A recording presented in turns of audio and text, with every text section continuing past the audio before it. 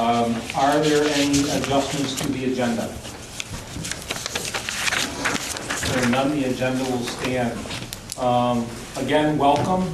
There's a little thing called a World Series playoff game today at 8:09. We've got a consensus vote that the Yankees fans should stay behind and pick up tables. While the rest of us go watch the game. Do you need a motion on that? I'm Kirk Waite from Georgia. We'll go this way. Rowena Brown, Richford. Lori Ruppel Fletcher. Brad Docha, Fairfax. Colleen Steve Fairfax. Joe Farnham from South Hero. Bob Bierman, South Hero. Barclay Morris, Grand Isle. Harold Garrett, Swanton Town. Amy Adams, staff. Yvonne Dandran, Franklin. Jared Thatcher, Fairfax. Neil Spear, Swanton Village. Richard Noel, Heidi. Claude Sharon, Berkshire. George Billows of Georgia. Terry Tatro, Albert. Albo Jelson, Elvinstown. Alicia LaRock, Fairfield. Dustin Tanner, Fairfield. Jerry Carton, North Hero. John Adams, Vermont Center for Geographic Information. Catherine DePitrick, staff. Welcome all. Opportunity for public comments. Anybody like to enter anything during that time? Kurt? Yes. Is this the time you put in for a correction? For what, the minutes? Minutes?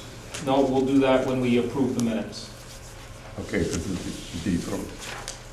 On agenda item 5, if there's some correction for the Okay. minutes. Hearing none, we'll move on. We have a guest speaker tonight, John Adams, who is going to give us a presentation on land use maps and data. Welcome. Thank you. And thank you. Great. So Catherine said I only had 3 hours, but I think I can do this in about 2 hours and 45 minutes. Do you want me to? I guess I can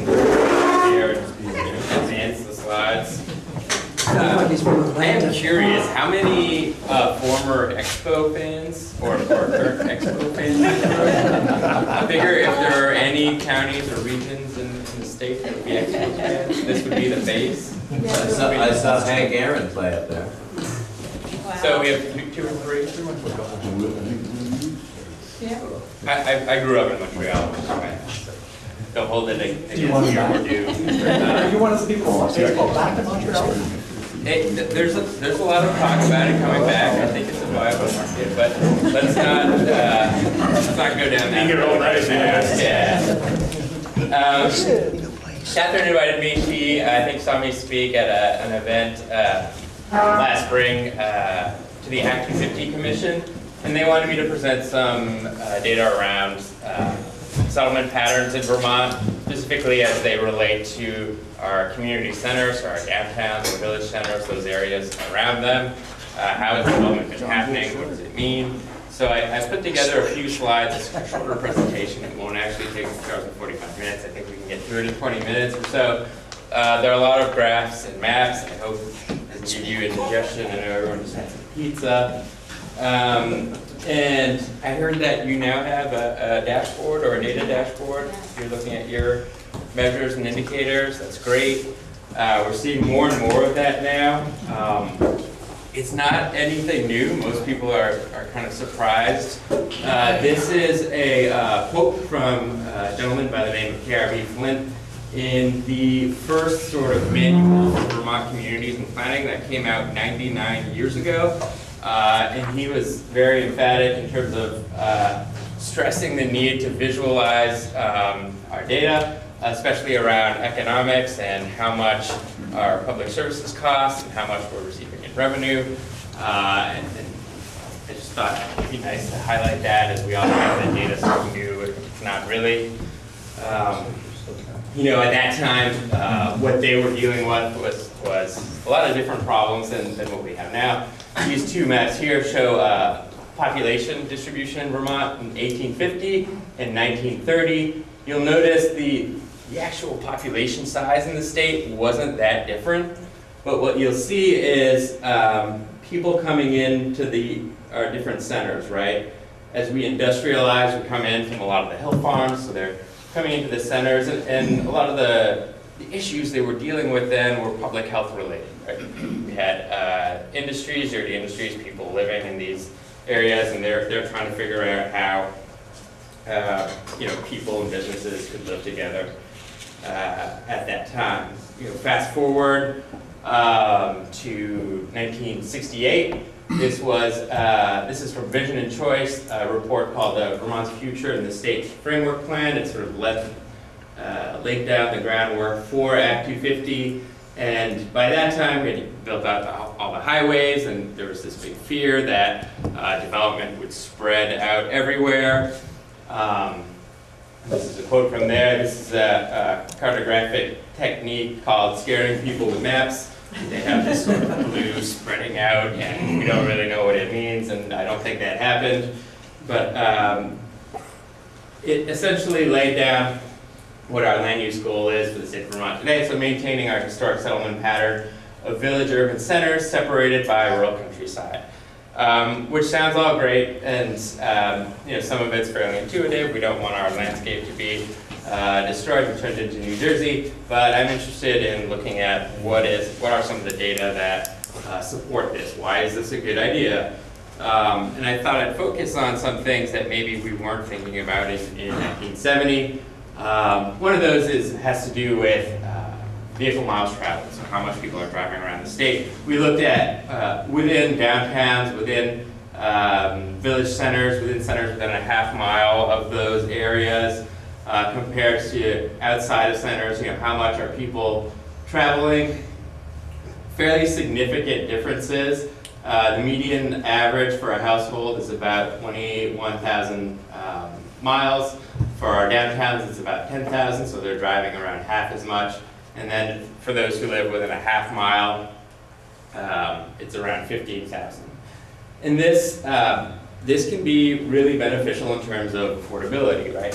Now, most people are still going to own cars, they're still going to drive cars, but when we create environments, walkable environments, when we have development in those areas, you give someone the opportunity to live without one and to save quite a bit of money. You can see here the average cost to own and operate a vehicle in the United States is $8,500. That's from AAA. But it's also beneficial when you think of public dollars that go towards supporting our road infrastructure. So what this bar graph shows is these are the 50 states, and this is the percentage of fees for roads that are covered by either the gas tax or vehicle registration. Vermont is down at the left side there at the end. So we are the third least. We pay for our roads with 25%, or drivers pay for about 25% of the cost of maintaining roads. So the rest of that has to come from other places, like our property taxes, which go towards plowing our local roads and several other sources. So when you think about when you have fewer people driving, fewer people using that infrastructure, less infrastructure, that can benefit everyone in terms of affordability. In terms of health, this is our former Surgeon General, Dr. Vivek Murthy, who for the first time, the first Surgeon General, started talking about our built environment and our planners, and saying that we need to start building communities that people can walk in. And he stressed this particularly for children, looking at obesity in high school kids, for example. In the past 20 years, going back to, I think this is 1999 to 2015, we've seen a 50% increase in the amount of high school kids that are obese in Vermont. Water quality, big issue around the state. When we look at impervious surfaces inside and outside of centers, we see that inside we have, for every 1 acre of impervious surface, about 10.6 jobs, and let's see, 1, 2, 3, 4, 5, 6, 7, 8, 9, 10, 11 people and a baby, as opposed to 2.25 jobs with 5 folks right there. Now let's switch gears a little bit and think about, talk about land productivity in terms of the return on investment we get for different types of development. And this is based on a lot of the work by a gentleman named Joe Minicozy. Has anyone here heard of Joe Minicozy? He was in Vermont last year. give some presentation. Smart guy. What he does is he essentially helps communities understand what their fiscal health is, and really looks at their communities like a farmer would their field, in terms of what crop you want to plant and how much is that going to return. So if we think about what we want to grow in certain areas of our towns, you may have the option of growing, a mixed-use development. This on the left is in Montpelier. I think it's a Chinese food restaurant, a cell phone repair store, and a tattoo parlor with 16 apartments above. That's my house. And then next to it, you have big box stores not far out of Montpelier. So when you look at some of the numbers, you see that by far we've got the big food box stores with the larger numbers there. And typically, that's how we think of the return on investment for some of these types of developments. But we often fail to take into account essentially the acreage, right?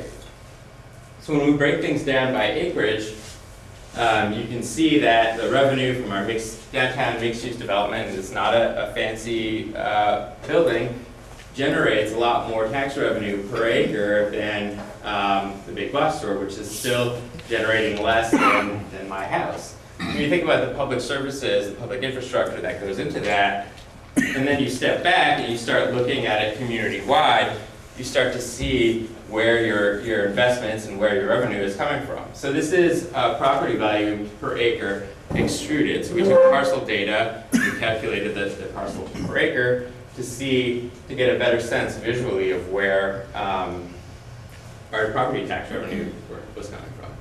And we can do this, we've done it for a number of different communities around the state. You can see a lot of patterns for those older developments or those older centers where we have mixed-use development are generating a lot more revenue per acre, per piece of infrastructure than some other development. So this is Bennington here, Virgins. This is Reedsboro, and this is what's really interesting. It also scales down. It's not just these big communities, these little village centers. Also, those centers do provide a lot of value.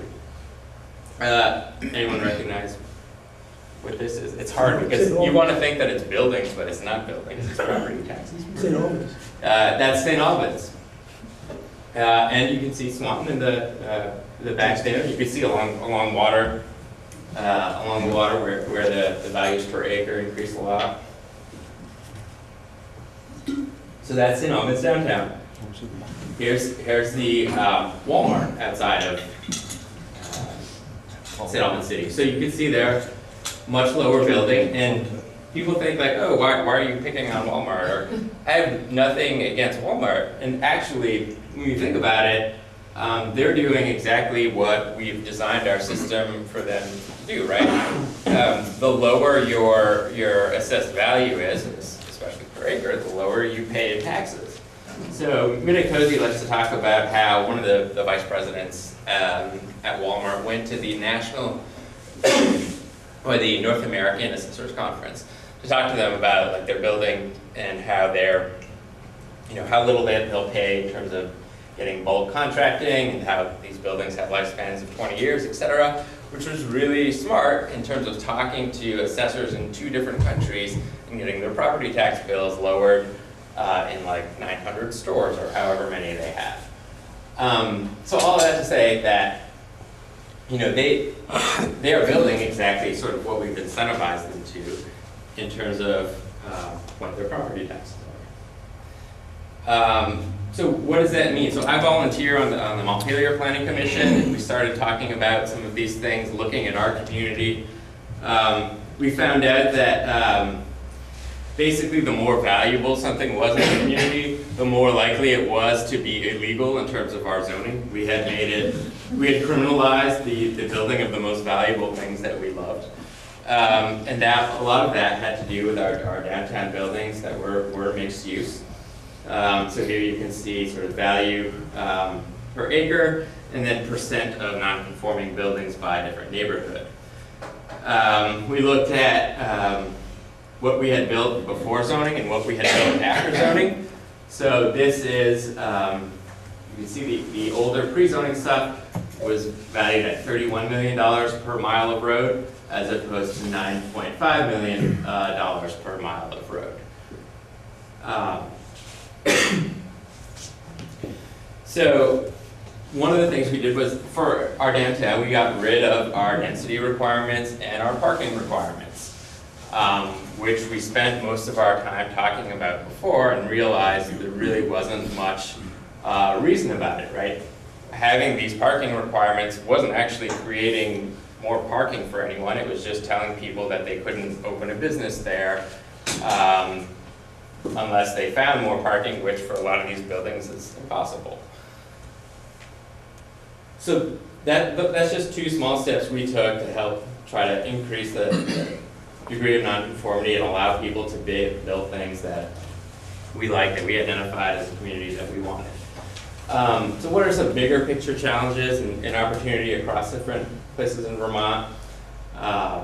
Rural areas across the country, and not only the country, I would say that all over the world, have been losing population. Here is non-metro population change from 2010 to 2016, and you can see all those areas in blue. The vast majority of rural places across America are losing population. Of course, we're in a metro region here, right? Your county is, your two counties are urban or metro regions. So it's gray there, but we know that that both Franklin and Grand Isle are growing. So unlike a lot of communities around Vermont, I think you are in a bit of a different situation with different challenges and opportunities. These are commuting patterns, which you can see the thickness of the line represents how many people are commuting from one community to another. This is some work out of Garrett-Nelson out of Dartmouth, who was looking at this countrywide, and then he devised some algorithms to try to understand how connected communities were, and functionally this is how Vermont broke down. So you can see here Washington County all the way down through Addison. We're all kind of part of that bigger Burlington ecosystem, whereas these other areas of the state are not growing, they are losing population. I think there are lots of opportunities around here. I think this is from your dashboard. I just pulled this up today. So the percentage of new residential development in the areas that you've targeted for growth in your plan was only at 5%. I don't know if that's from this year or exactly what that measure is, but it seems like there should be more opportunity here for that, especially since you are growing here. We know that people, if given the opportunity, want to live places, or they would like to walk to work, school, shopping, or other activities.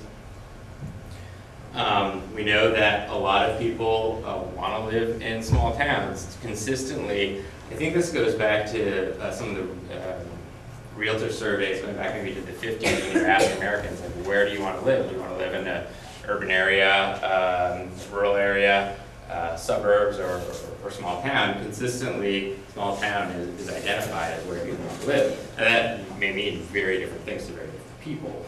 But needless to say, I think we have some of the best small towns in the country here. And then aside from that, there are some very basic things. I think that most people want: safety, good schools, always top of the list, employment opportunities, outdoor recreation, and good beer. And I think we do those things really well. I wanted to highlight that because oftentimes we get caught up and we think, and maybe it's less so in this part of the state, but that things can be very dire, that we have this mass exodus, when we do have, I think, a lot to offer, and we do some things well, and I think there's a lot of opportunity. So that's what I've got for you. I think I kept it under 3 hours. Happy to answer any questions or follow up and send you this if you'd like to check it out, or feel free to send me an email. And yeah, with that, I'll open things up for questions or comment. If you could run back to that close-up of St. Albans.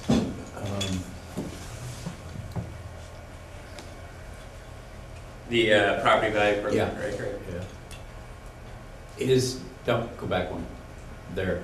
In the foreground there, is that the St. Albans development? Ben and Jerry's. Ben and Jerry's.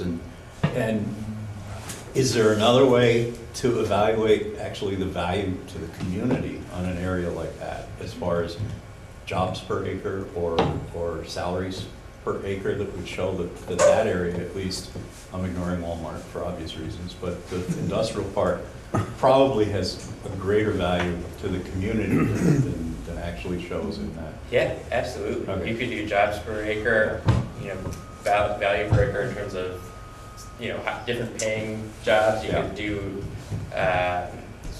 might be more challenging, but then you could start looking at multipliers. So for industrial jobs, would have higher value than something in the service industry. I just think it would show that the areas that even though they're not looking terribly valuable per acre tax-wise to the health of the community, the value of the community, they're actually more important. Right, and this isn't the only thing. Economic impact kind of. Yeah. And that's exactly, I think, one of the goals of this is to start to think about those things and ask those questions, and all of these things that we can add.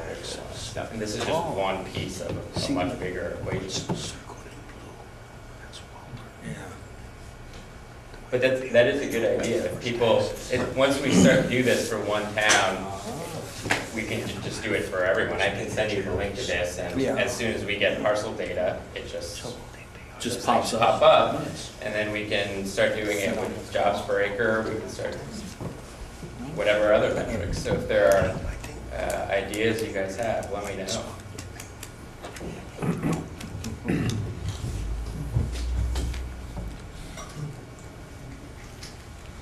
Others? A lot of Red Sox fans. Want to watch baseball? I would love, I'll shoot you an email, I think it's part of your email, I'll shoot you an email, I would love to see that presentation, just have access to it, because it's interesting stuff. In terms of what we do well as monitors, I'll take a moment to do something my mother asked me to do, which is to share a very quick 5-sentence story. My mom teaches English language learners for Vermont Adult Learning, and she has a student that's from Somalia that's been in her class for a number of months, and she now has a new student who's joined that class from the Congo. And her student from Somalia said to her new student from the Democratic Republic of Congo, "You're in a good place, you're safe here, Vermont will take care of you." She wanted me to spread that story far and wide, because it was a good news, happy story. So it goes in terms of what we're doing well. Can we get access to that slideshow? Absolutely. Yeah, I we can can- also, I have a longer one as well, Yeah. which may raise more questions without context or without me presenting it, but might be fun anyway, so I can Yeah. send you. If you get me the information, we Yeah, can I was make thinking available. I might go to the select board meeting and share that with them. The shorter one's probably a better idea, but I think it would be interesting to push a few minds in the select board. Great. So I'll send that to Catherine, and she'll send it out to you. Yeah, I have it. You Is sent she- it to me already. There you go. So Done. we send it out to everybody. One It's okay. fewer things to do tomorrow. Thank you, John. Thank you. Thank you so much, John.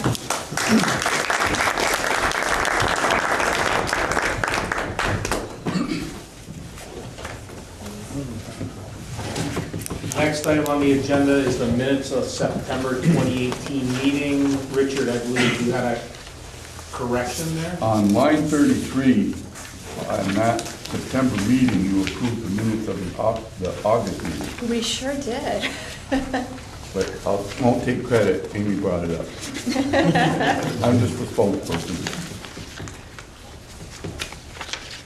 Make a motion to approve the minutes as written. Was it July? It was July. That was July, actually? Okay, we're both wrong.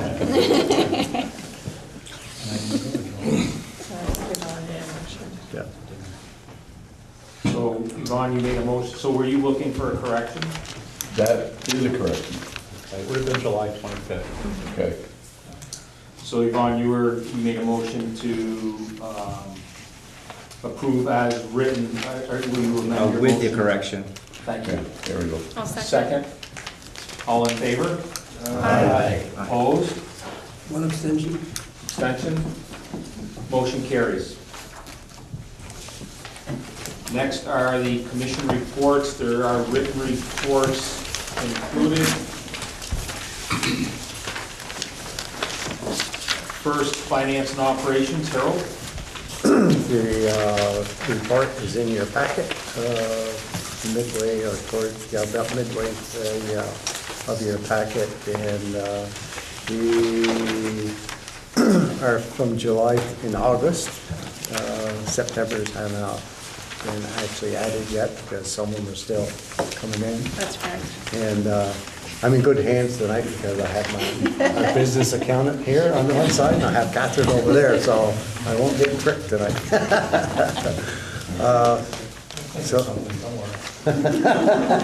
Because of. Is that a challenge? So everything is pretty much in line, and as far as the finance committee meeting, we are scheduling that now, so if you're on the finance committee, there was actually just 2 dates set, but I discussed it with Amy and Catherine, and because I had said I could only do the 5th and the 19th, but some of you can't do the 5th and the 19th. I can do any of the nights if we do it at 5 o'clock. All right, so we'll come up with So some new ones. if you're on the finance committee and you can do it at 5 o'clock, whatever night that works for everybody will be fine with me. And we are still waiting for our audit report, correct? Correct. And that, Are we no news is good news. Are we expecting that for the next meeting? Yeah. Okay. Anything else? Any questions for Harold? On the balance sheet, We don't have any money. I was just looking at the accounts receivable and wondered who was $203,000. Looks big. Everybody. Everybody. BB Trans. Yeah. Okay. We had 50,000 of that was EDA, but that's yes. been paid since Yep. then. Brownfields is in there. So most of them have been paid since this Prior report. to Yes. the report. Yeah. Okay. But if it comes from the state, it's usually slow. Yeah, as a contractor, I understand. I know like Bridget. Anything else? Joe, personnel did not meet? We did not meet. I just exchanged voice messages with Catherine today, and she informed me that she's made the hire of what will be the temporary grants management assistant, a woman named Linda Blash, B-L-A-S-C-H, who I guess she's coming to us from V-Trans Better Road program, and I guess she's gonna start November 5th. Correct. We're very excited. Thank you. Executive committee did not meet. Nothing to report. Alicia? Project review committee met prior to the commissioners meeting today. We do not require any action on the projects that were before us, but I can give you a summary of where we're at on them. Just want to confirm that our agendas are the same. Project 1 of the earth extraction in Berkshire Sand and Gravel, no action has been taken on that. We are awaiting more information on that.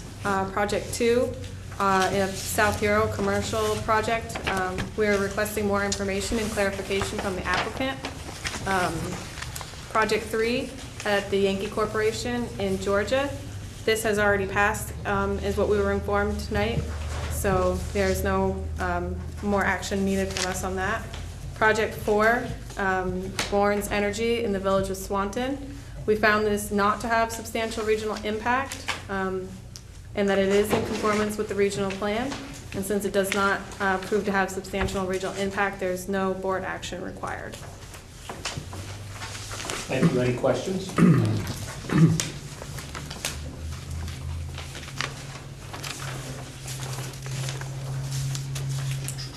Transportation Advisory Committee, I don't see David here. I'm looking at Harold. Looking at me, yeah. We did meet, and we met at City Hall, and at that meeting, we discussed a number of different things, but the most talked about thing, of course, was our bridge in Georgia. And we're hearing rumors or whatever that the bridge is going to be put on a fast track. But I guess nothing has come in writing yet, but rumors has anywhere from 18 to 24 months in that area. But as soon as something comes in writing, it would be a lot more formal from the state. But right now, the state is saying that we're going to be fast-tracked on that. So that was our main thing that we had that was going that night. And Except for the roundhouse. the roundhouse, I didn't You make missed notice. that. I missed the Yeah. roundhouse. So these guys can Roundhouse. go to the roundhouse. It was fascinating to wander through and see what they're doing down there, but my impression was that the railroads are mired in the 19th century. And it may have a lot to do with why rail is having a tough time competing with over-the-road trucking. When they turn down the wheels after they become out of round, they're still doing it on a lathe that they operate by hand. So there's no CNC stuff down in there. To replace the cylinders, the engines are a 16-cylinder, either, what is it, 3,000 or 4,000 horsepower? They're 2,000 and we've had 3,000. 2,000 and 3,000. Most of them are 2,000. Yeah, they're a 2-cycle engine, which is why we get all of that nice nasty smoke out of the locomotives. Their newest one was rebuilt in 1985. The newest one.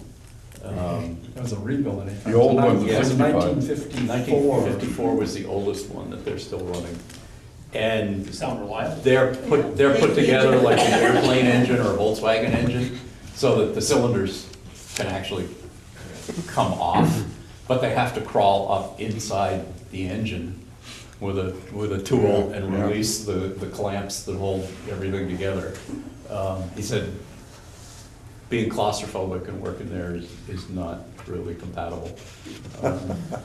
And they're down to 4 employees. The guy that gave us the tour seems to be able to do everything from rebuilding engines to rewiring locomotives. He said there's probably about 20 miles of wire in each locomotive. How many gallons of oil was in an oil change? Was it 350? Or was that quarts? No, it was gallons. 350 gallons of oil if they ever change. change it.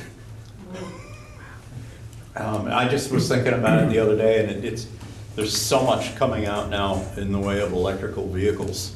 I'm a little surprised that railroad engines aren't at least moving in that direction. Why it wouldn't make more sense. The only thing I could see is down the road that I don't see the railroads going away, for the fact is that right now they're having there's 70,000 drivers short for driving trucks right now. So what's gonna happen when your drivers are just, you don't get the drivers, it's gonna have to go on the rail. But what Parker says, the power to pull them should be changing. We're talking 1950s, 1940s technology on those engines. Yeah. Thank you. One other thing was the Better Road grants are due on Friday. Right. So Any you haven't other- got them in, you're. Yeah. gotta put She's it- working on 11 of them right now, so I don't know if she can handle any more, but if you have a last minute request for help, let us know. Not lately. And there also, one thing that we discussed, or was presented to us, was the train going to Montreal, where you would get on. Right. In Montreal, you would already be set down. You go through customs. Go through customs, they don't stop at the border. So that's being worked on. One other thing about the 104A bridge, Kirk had brought it up, whether or not they could change that light system, so maybe they had one of the camera systems on it, because he said late at night, you can sit there and sit there and sit there and sit there. They blink now. Yeah, so they're blinking at certain times of the day. I don't know if they are all the time. At 6:30 in the morning, they're still blinking. I know, Catherine, you had said that there's Oh, well, yeah. plans Blinking to right have there. public hearings about the bridge and the potential project in the November, December timeframe. Any update on that? I have not heard an update.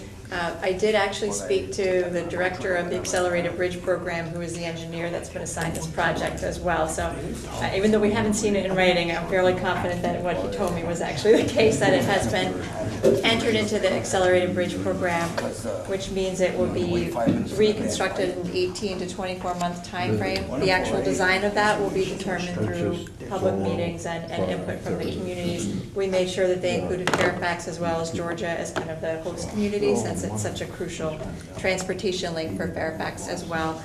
And one thing to note about the Accelerated Bridge Program is that one of the reasons why they're able to do the project so fast is that they close the bridge when they do the reconstruction. So that could be anywhere up to 60 to 90 days, worst case scenario. But that's why they're able to do the project so quickly. Any idea where that traffic would be routed if they do close that bridge? That would be, the final signing of the detour would still need to be determined based on community input, but there's, two choices really. But it's likely gonna be Skunk Hill Road if you're headed to 89, or Yeah. The road by the High Bridge if you're headed to Milton. Is that Arrowhead North Road, I Mountain think that Road? is. Yeah. Which means that's at 7. No matter where you put the signs, that's where the traffic's gonna go. Yeah. So those sorts of questions will be finalized, but it's great news that it's finally getting worked on. We're very excited about that. We did submit a letter as requested by the board. We were able to submit a thank you for entering it in the program, and here's what we think you need to do next, including getting public input on both the short-term situation now and the long-term. So it's definitely going to be a rebuild? It will be a rebuild of some kind. Like that. Well, the choice is really, it's going to be a balance of time and result. So if the community says what we actually want is a rebuild bridge with longer approaches and super wide superstructure, and you're going to need to rebuild the causeway and do all these things, then that's not an accelerated bridge project and probably would have to be reassessed. But there's options, the engineer believes there's options to repair or replace or improve the bridge using the foundation that's there in terms of the causeway and the current right-of-way, and actually build a bigger bridge that's different than what we have there now. Yeah. So not just reattaching the guardrail to what we had. But a bit wider is really the only wider. necessary, Yeah. wider and repaired, right? Yeah, and he Those are the only two things. He also mentioned that he'd heard that getting it up a little bit would be helpful too in terms of recreational use of that area. So those are the sorts of things he'll hear more about at a public meeting. The concern with the community is what's going to happen this winter. Yeah, absolutely. That's concerned. And I let him That's know the that you discussion. hear lots of Everybody's those saying the same concerns. thing. Yep. What are we going to do this winter? Yep. Drive on the ice. Yep. What? So we'll let you know as soon as we know anything about public meetings or input. We did do a bridge in Sure could Highgate use a 20. Husky Bridge. We did do a bridge in Highgate 20 years ago where we took it from the rail. It was a 3-beam bridge. We made it a 5-beam bridge. Doubled its capacity, still have one-way traffic for a while, and it came up with a lot wider, stronger bridge, actually. Thank you. Energy Committee, Bob? Did not mean, I don't recall any news I've got either. Something like this. Brownfields, are you covering for Laz? I'm covering for Laz, but I don't know much more than what's in your written report. Any questions on the written report? Hearing none, Regional Plan Committee, Lynn? Lynn was unable to make it tonight.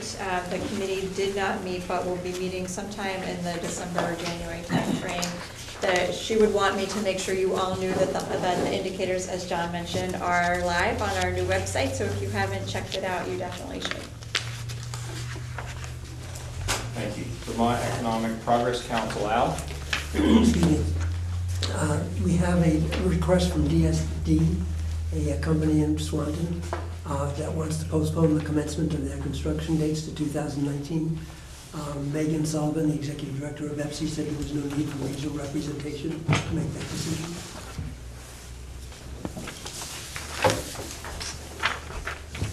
Thank you. Any questions for Al? GMT, Bob or Catherine? I'll let Catherine cover this. But you were there in person.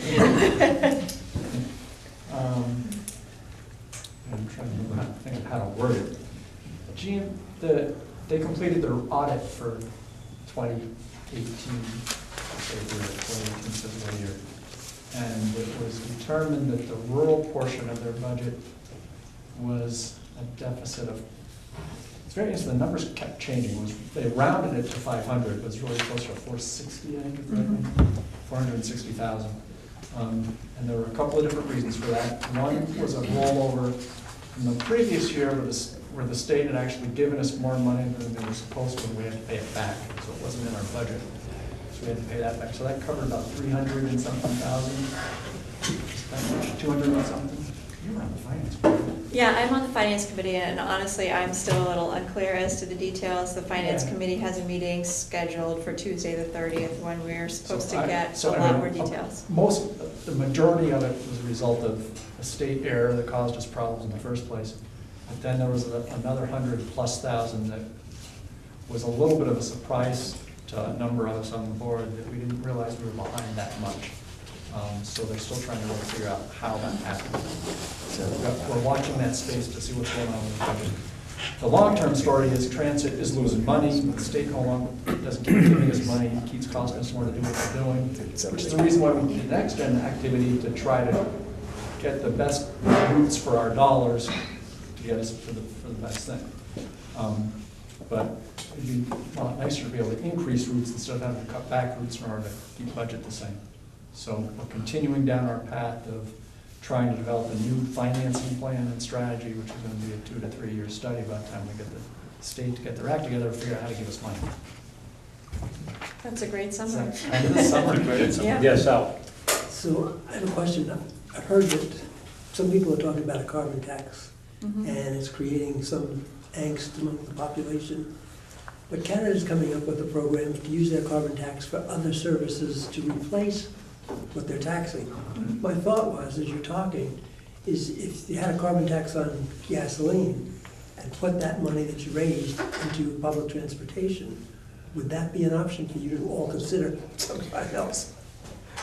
That was one of the options that was outlined in the financing analysis that was done by V-Trans 2 years ago. That was one of them, yeah. And what happened to the idea? Politically not possible? Correct, yeah.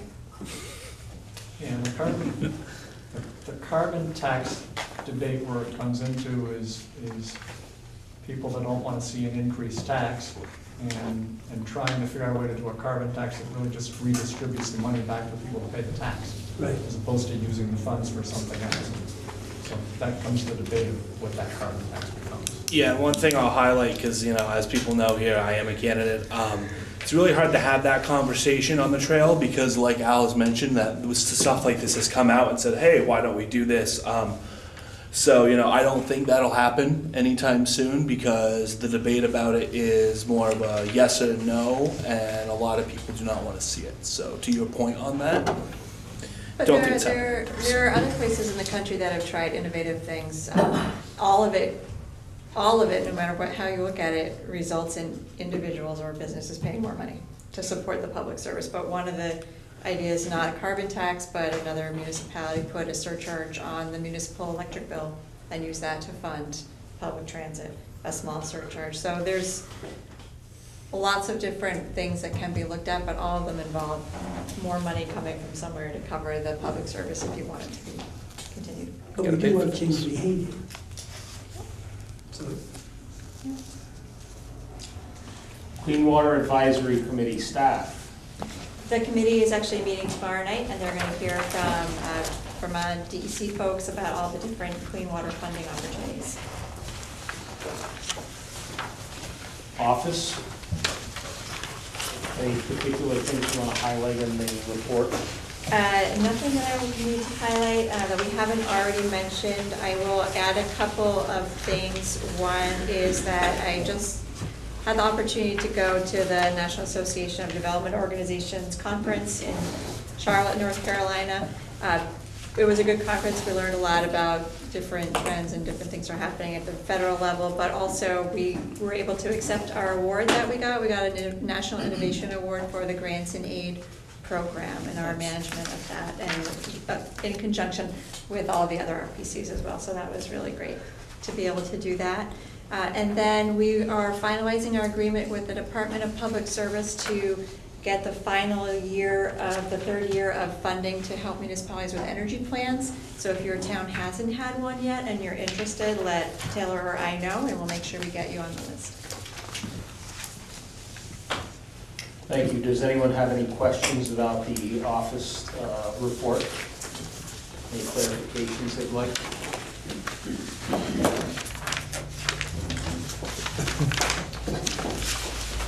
Hearing none, we'll close the committee report portion of the agenda.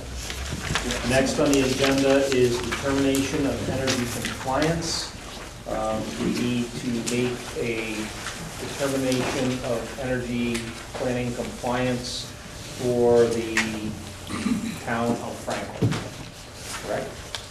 Yes. Or Or is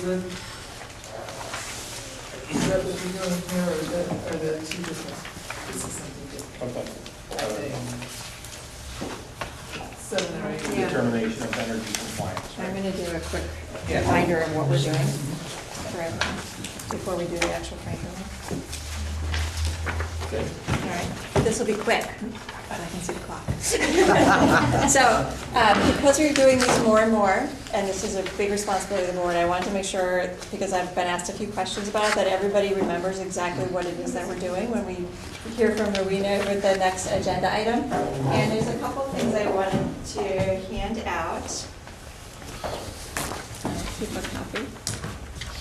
We'll go that way. So, the first thing that you'll get is this Act 174 summary. So as a reminder, what we're doing with this next agenda item is we're going to be reviewing the Franklin Town Plan to see if it meets the standards under Act 174. And Act 174 was passed in 2016, and it sets forth planning requirements for towns that want to do more detailed energy plans. And if you do those more detailed energy plans, which are optional, you get what's called substantial deference in Public Utilities Commission permit hearings. So that's different than what you would get otherwise, which is due consideration. So here, this sheet that you're getting is a quick summary that talks about what's required in the planning for the normal energy planning and the enhanced energy planning. And on the back side, it talks about the difference between due consideration and substantial deference. So in general, that's the framework under which we're working.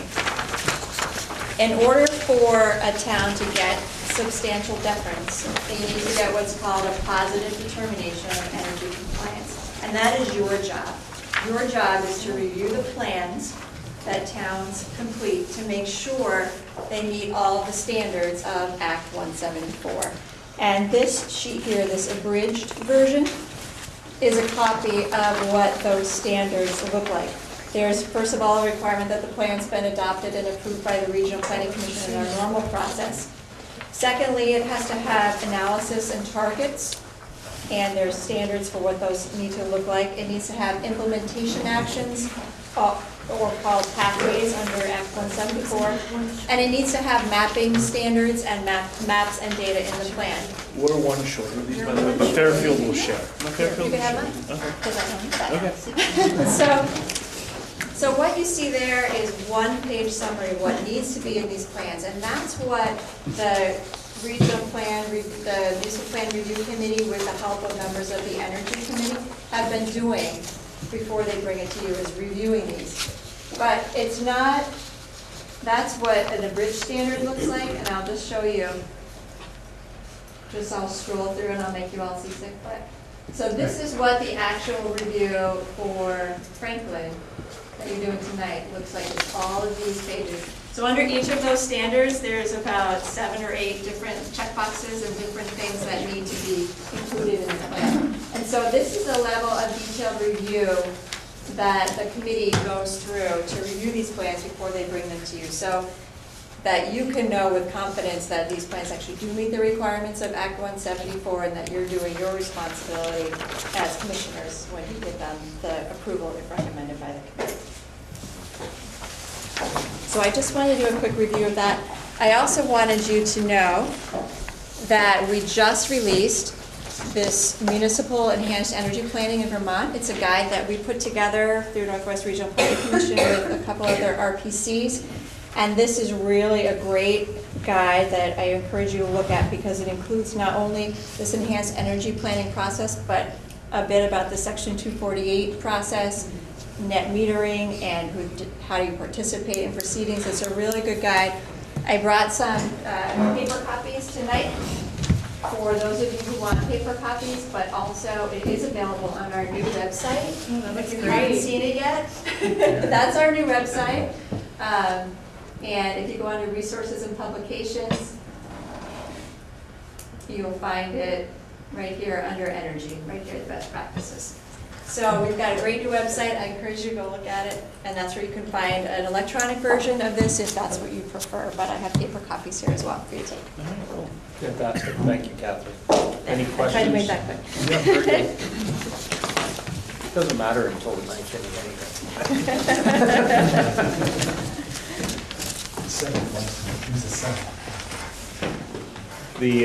anyway. Any questions for Catherine? Thank you for describing the process for us, because it is important that we, when we're voting on these, understand that they are going through the right level of scrutiny. And thank you to the Energy Committee that actually goes through that level of scrutiny on our behalf. Next item on the agenda is to actually make a determination of energy planning compliance for the town of Franklin. Okay, the Plan Review Committee held a public hearing on October 22nd at 5:30 p.m. to hear comments on whether the Franklin Town Plan meets the requirements for a municipal enhanced energy plan in 24 VSA 4352. After deliberation, the Plan Review Committee hereby recommends to the Board of Regional Commissioners that the Franklin Town Plan, as submitted and reviewed, receive an affirmative determination of energy compliance in accordance with the state statute. So at this time, I'm looking for a motion to find that the Franklin Town Plan meets the standards for an affirmative determination of energy compliance and is in conformance with the Northwest Regional Plan. I'll second. Motion and a second. Any discussion? All in favor, aye? Aye. Opposed? Abstentions? The motion carries. I would like to make one comment, thanking Taylor for his outstanding work with each one of these towns to making them as complete as they are. So what is the difference between the determination of energy planning compliance and the certificate of energy compliance? The certificate of energy compliance is your signature on a piece of paper that certifies that the board determined that. But I also signed the determination. Okay. Yes. That, we did not design that paperwork. That came from the Department of Public Service. Thank you. The Franklin Town Plan, I think that is a change to the, are we ready for action on the Franklin Town Plan? We have done that. That's the determination of energy. That's all the Franklin Town Plan. We were doing just the determination of energy compliance. They just amended the plan to include that. Thank you. Commissioner announcements? Yes. Fairfax sidewalk, the first phase is on the plan. Looks very nice. It's great. One announcement that should be found with the Energy Committee is the VCAN, the annual Vermont Energy Committee Action Network Conference is December 4th, I believe. The first Saturday in December for people who want to really get together with all the energy committees across the state and the leading energy organizations. In fact, they'll have a carbon tax discussion there, as they always do. Oh, boy. Anyway, just for people like you. Thank you. Others? Just Yes. something, Green Mountain thing that Bob brought up at the TAC meeting was you guys are now looking at $1 million a piece for the electric buses. The electric something like buses, that? yeah, originally we were hoping to be able to buy 4, we're probably only gonna be able to buy 2, because the price came out twice as much as they thought it would be. They have selected the vendor, they're negotiating the final price now. In the next week or so, we'll have that released and get dates for supply. So that's for the first 2. We're actually hoping to tap into more money. Actually, there is a second round. So that's for the 2 big ones. They also got part of the VW money, I think it was from, that is gonna allow to get smaller electric buses for the Montpelier, for the capital city district bus routes, and I forgot the quantity. I think that was like 4 or 5. 4, yeah. So that's just getting kicked off in the works. So they're headed down the path of the electric buses. Yes. A related issue, I was at a meeting last week, one of the persons had an electric car that only had 10 miles left in it. And the only place I knew was the city garage and Maple Fields at exit 19. Am I right, that's the only 2 in the area? I don't know. The hospital as well. There's one in Swanton. Oh, at the hospital, yeah, and Swanton, there's one.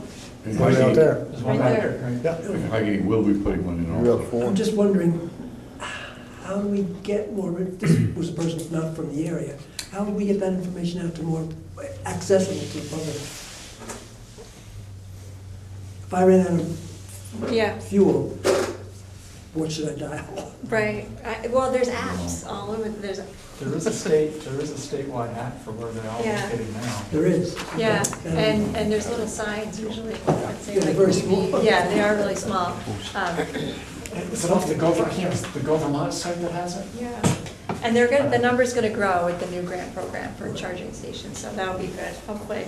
They won't be hard to find, because there'll be something.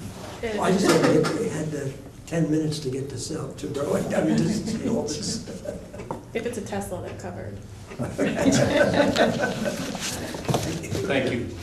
And it's not, I'm not from St. Albans City, but St. Albans City on November 4th from 7 to 9, I believe it is, at City Hall. It's going to be celebrating 100 years of the St. Albans Cooperative That's Career right. Bank. And 14 Star is going to be there, and there's going to be hors d'oeuvres from, what's the name of the last part of it's the Spoon? A restaurant called The Spoon, it has a spoon in its name, is going to serve the hors d'oeuvres, but it's Oh. free. Okay.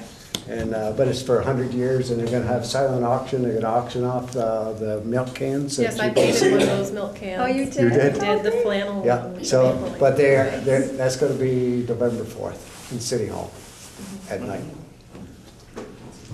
It's Thank free. you. Any other announcements? Hearing none, motion to adjourn. So moved. Second. All in favor? Aye.